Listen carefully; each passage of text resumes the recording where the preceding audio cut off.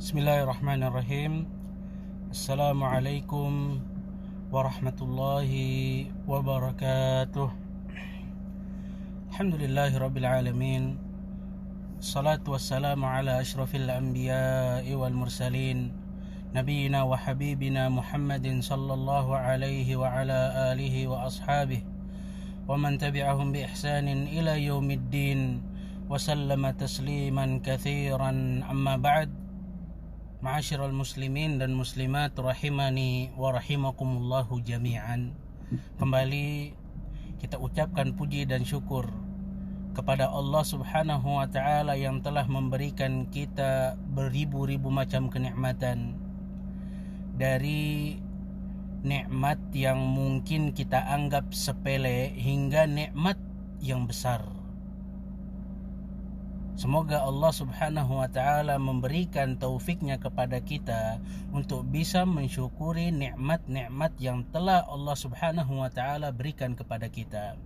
Salawat dan salam semoga tetap tercurahkan kepada Nabi besar Muhammad sallallahu alaihi wasallam, istri-istri beliau, anak-anak beliau, sahabat-sahabat beliau, serta pengikut beliau bi ihsanin sampai hari kiamat nanti. Ahibati fillah rahimani wa rahimakumullahu jami'an. Kita kembali di pertemuan yang ke-11 dari kajian singkat Arba'in Nawawiyah. Dan alhamdulillah kita sudah memasuki hadis yang ke-9. Hadis ini, hadirin, ada kaidah besar bagaimana ketika ada satu perintah datang dari Allah dan datang dari Rasulnya, dan bagaimana sikap kita ketika ada larangan dari Allah dan Rasulnya.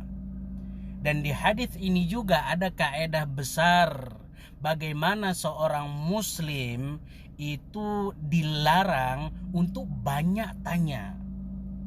Namun pertanyaan yang seperti apa sih yang dilarang?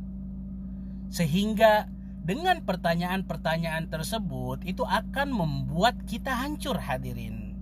Ada beberapa poin penting di hadis yang ke-9 ini.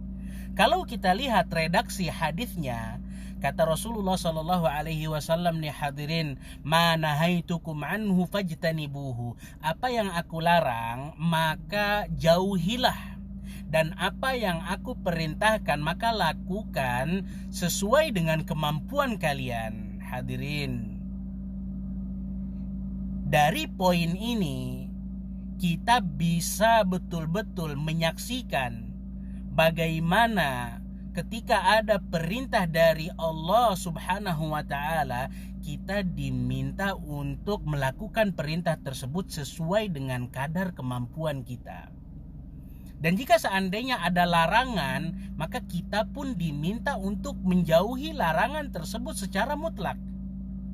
Di redaksi hadis yang lainnya, kenapa kok Rasulullah Shallallahu Alaihi Wasallam sampai berkata dengan perkataan ini? Karena ketika satu waktu Rasulullah Shallallahu Alaihi Wasallam pernah khutbah, kemudian beliau berkata, "Ayyuhan nas, wahai manusia, qad faradallahu alaikumul hajja fahujju." Allah Subhanahu wa taala sudah wajibkan bagi kalian untuk mendirikan haji, maka berhajilah. Maka datang seorang bertanya kepada beliau, "Akullu amin ya Rasulullah? Apakah di setiap tahun kita wajib untuk haji, wahai Rasulullah?" Rasulullah terdiam tuh, hadirin. Terdiam karena mikirin kita. Sampai diulang 3 kali pertanyaan itu.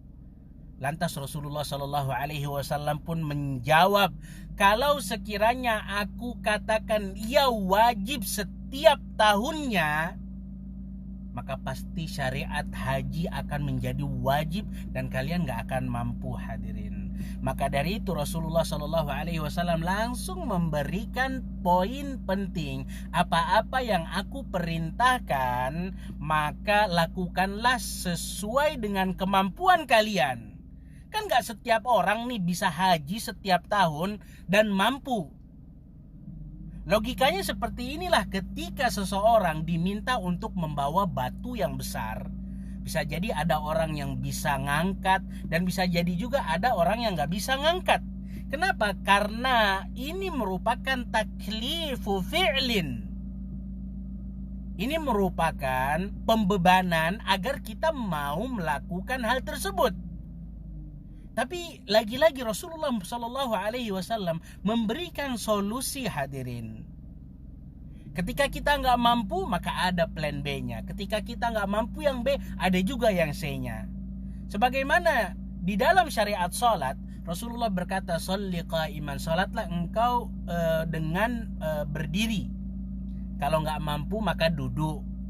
Kalau nggak mampu juga duduk, maka silahkan duduk, silahkan tidur. Kita lihat bagaimana Rasulullah SAW tahu kadar kemampuan kita. Maka dari itu disebutkan oleh para ulama, di dalam hadis ini ada kaidah imtithalul awamiri bil istita'ah. Melakukan perintah-perintah Allah sesuai dengan kadar kemampuan kita. Karena nggak semua orang bisa tuh, hadirin. Maka dari itu Rasulullah Subhanahu wa taala berkata, la yukallifullahu nafsan illa wus'aha. Allah nggak akan membebani seseorang kecuali dengan apa-apa yang ia mampu. Berbeda dengan larangan, hadirin. Larangan itu seseorang mampu untuk nggak melakukannya, mampu untuk menjauhi larangan tersebut. Seumpama ada orang yang berkata, jangan masuk dari pintu ini ya. Itu semua orang bisa kok nggak masuk dari pintu ini.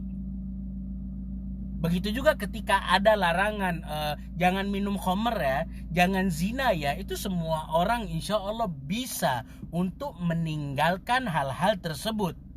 Maka dari itu ada kaidah besar, meninggalkan sesuatu yang dilarang oleh Allah Subhanahu wa taala itu umum secara mutlak. Dan gak ada pengecualiannya kecuali kalau sekiranya ada darurat, ada keadaan yang mendesak. Contohnya kita berada di hutan, kemudian kita sudah lapar, kalau gak makan kita mati tuh, hadirin. Di depan kita ada seekor babi. Kita lapar, kalau seandainya kita gak makan, itu kita akan mati. Maka di sini para ulama menjelaskan boleh, tapi jangan sampai kenyang juga ya, hadirin. Maka dari itu makannya kita itu sampai sekedarnya saja. Dan di dalam hadis ini juga ada larangan bagi orang-orang untuk menjauhi semua larangan tersebut.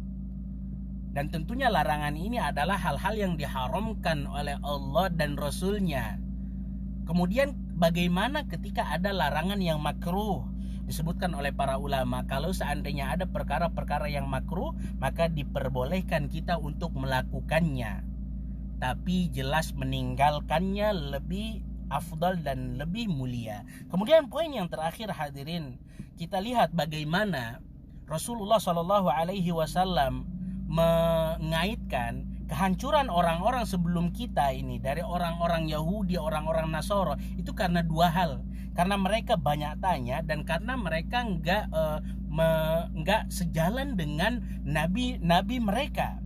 Maka dari itu, hadirin, sesuatu yang dilarang, pertanyaan yang dilarang, enggak semua pertanyaan dilarang, enggak. Tapi pertanyaan yang dilarang adalah pertanyaan yang pada saat zaman diturunkannya tasyri', diturunkannya syariat, dengan pertanyaan tersebut akan menjadi wajib. Seperti hadis yang ini, ketika ada seseorang bertanya kepada Rasulullah, apakah haji wajib setiap tahun? Kemudian Rasulullah menjawab, kalau seandainya aku katakan iya, maka kalian pasti gak akan mampu.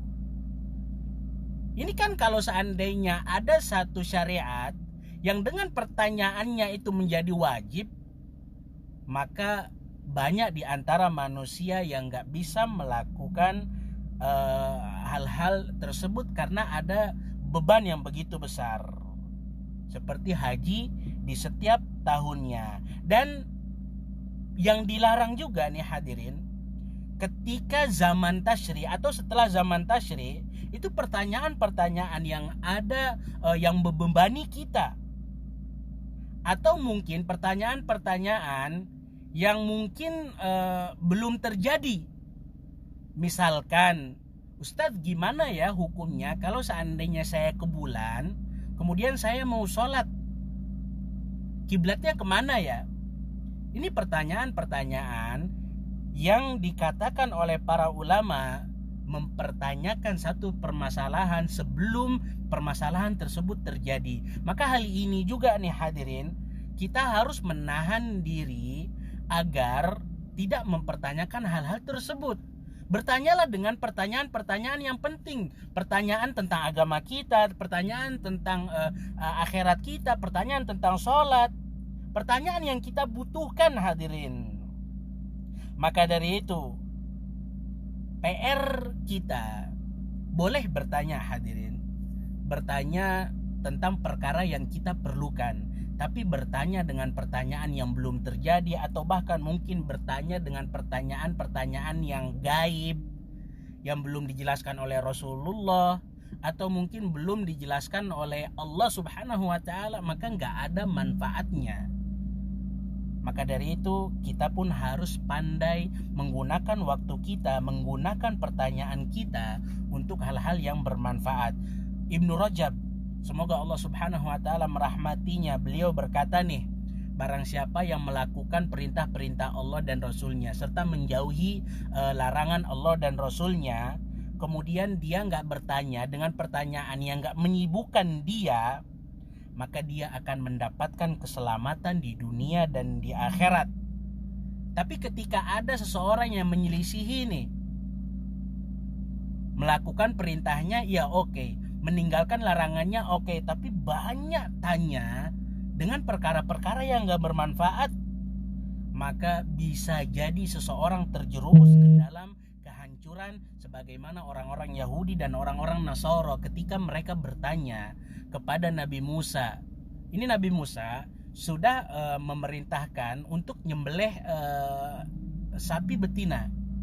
Kemudian ditanya sapinya seperti apa, sampai sapi yang ditentukan, yang tadinya umum mau sapi aja, sampai ketika sapinya ditentukan oleh Allah Subhanahu wa ta'ala, mereka kesulitan untuk mencari sapi betina itu. Maka dari itu hadirin rahimani wa rahimakumullahu jami'an, hendaknya kita berusaha semaksimal mungkin untuk mengerjakan seluruh perintah Allah dan Rasulnya sesuai kemampuan kita dan menjauhi seluruh larangan Allah dan Rasulnya, serta bertanya dengan pertanyaan yang bermanfaat bagi kita. Kemudian yang terakhir nih hadirin, disebutkan oleh para ulama, enggak seyogyanya seorang ketika mendengar ada perintah dari Allah dan dari Rasulnya, itu seseorang bertanya ini wajib atau ini mustahab atau ini sunnah ya.